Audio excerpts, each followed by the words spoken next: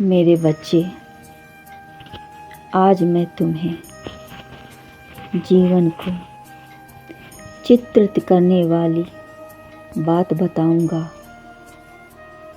कहते हैं बुढ़ापा वृद्धता बचपन का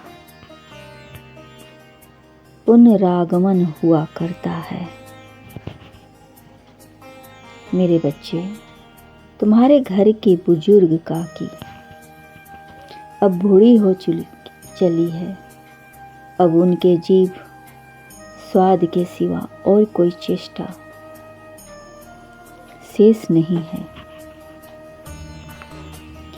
और ना अपने और किसी को आकर्षण करने का। उनकी बूढ़ी हड्डियों में इतना जान भी नहीं है कि वह उठकर ठीक से दूसरे के ऊपर चिल्लाए, अपना हुक्म चलाए। मेरे बच्चे, रोने के आती कोई उनका दूसरा सहारा नहीं है उनके पास।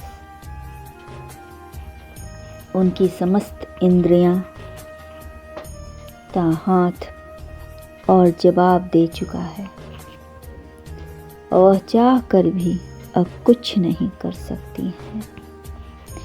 बिस्तर पर पड़े रहती हैं, पृथ्वी पर पड़ी रहती हैं और घर वाले कोई उनसे बात भी नहीं करता, उनकी तरफ देखता भी नहीं है। उनकी इच्छा के प्रतिकूल हर काम करते हैं। देखते देखते भोजन का समय भी टल जाता है और उनकी तरफ कोई ध्यान भी नहीं देता है। कैसी विडंबना आ गया है मेरे बच्चे। उसका परिणाम पूर्णतः न होने पर बाजार से कोई भी वस्तु आती है और उनको देखना तो दूर, उनकी तरफ किसी का ध्यान भी नहीं जाता है। उनके पति स्वर्ग सिधार कालांतर हो चुका है। अब अपने भतीजे के ऊपर वह आश्रित हैं।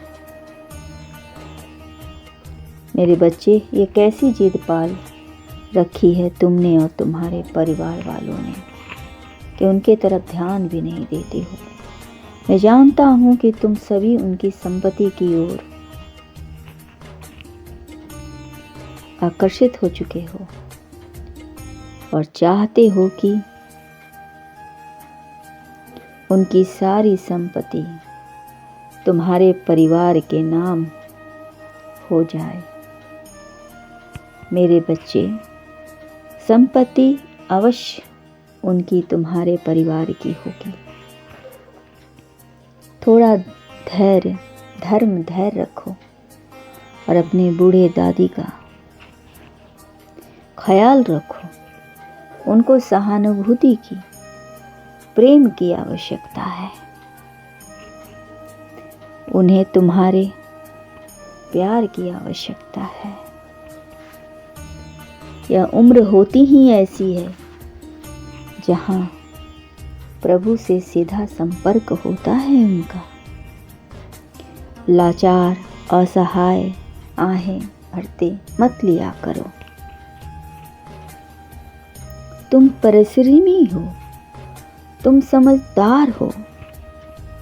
यह सारी संपत्ति तुम्ही की है और तुम्हारे परिवार की। फिर ये बेरुखी क्यों? उनके परिवार में तो कोई भी नहीं है सिवाय तुम्हारे। मेरे बच्चे, आज तुम्हारी बुद्धि काकी कल्पना में पुरियां की तस्वीर नाचते हुए देखती हैं। वह कल्पना करती हैं कि गरम गरम लाल लाल पूड़ियाँ, फुली फुली नरम नरम पूड़ियाँ उनके समक्ष रखी हुई हैं और वह उन्हें खाना चाहती हैं पर खा नहीं सकती। वो खाना चाहती है परंतु खा नहीं सकती हैं। वह बहुत कुछ कल्पना करती हैं मगर उनकी ओर कोई देखता भी नहीं। मेरे बच्चे, सब उनके सामने अच्छे अच्छे पकवान खाते रहते हैं।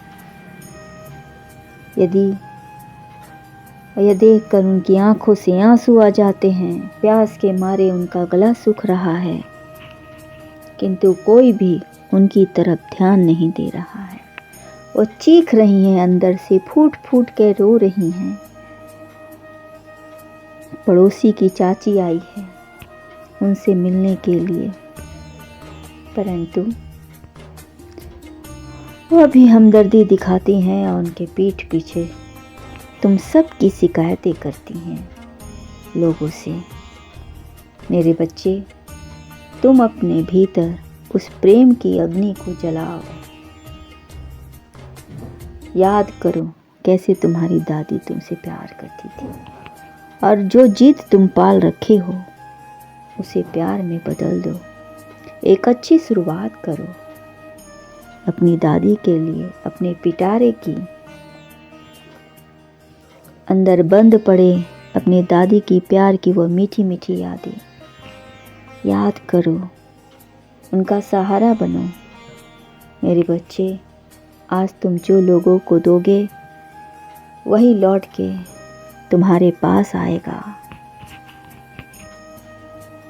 इसलिए मेरे बच्चे, अपने सारे गिले शिकवे भूल जाओ। असहाय दादी की सहायता करो। जाकर अपनी दादी के पास थोड़ा देर बैठो, उनकी सेवा करो, उनसे बातें करो। तुम्हें बहुत सुकून मिलेगा। तुम उनकी ओर जितना ध्यान दोगे मेरे बच्चे, उनका आशीर्वाद तुम्हारे लिए हर कदम पर सुरक्षा कवच बनते जाएगा। जितने उनके दिल के से तुम्हारे लिए दुआएं निकलेगी, तुम्हारा भविष्य उतना ही सुरक्षित होते जाएगा। मैं जानता हूँ कि तुम अपनी दादी से प्यार करते हो, परंतु डरते हो, और उनकी सेवा भी करना चाहते हो, परंतु तुम डरते हो कि तुम्हारे परिवार वाले तुम्हारे साथ भी बुरा व्यवहार ना करें। मेरे बच्चे, तुम उनके पुत्र हो। अपने मन से विच्छू अशांति साम्राज्य का खौफ निकाल दो। इसे बाहर निकाल कर फेंक दो। आज से ही तुम अपनी दादी की सेवा करो। उन्हें नरम नरम रोटियां दो।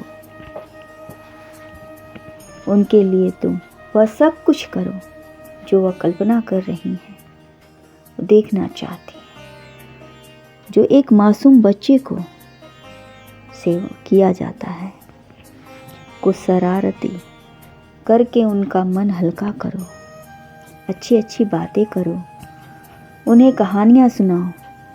भक्ति, रामायण, महाभारत, भजन सभी सुनाओ, जिससे उनका दिल और दिमाग सभी प्रसन्न रहे और तुम्हारे लिए उनके रोम रोम से दुआएं निकले। तुम्हें उनके लिए श्रवण कुमार बनना होगा, तभी तुम्हें कामयाबी मिलेगी। खुश रहो, तुम्हारा कल्याण हो।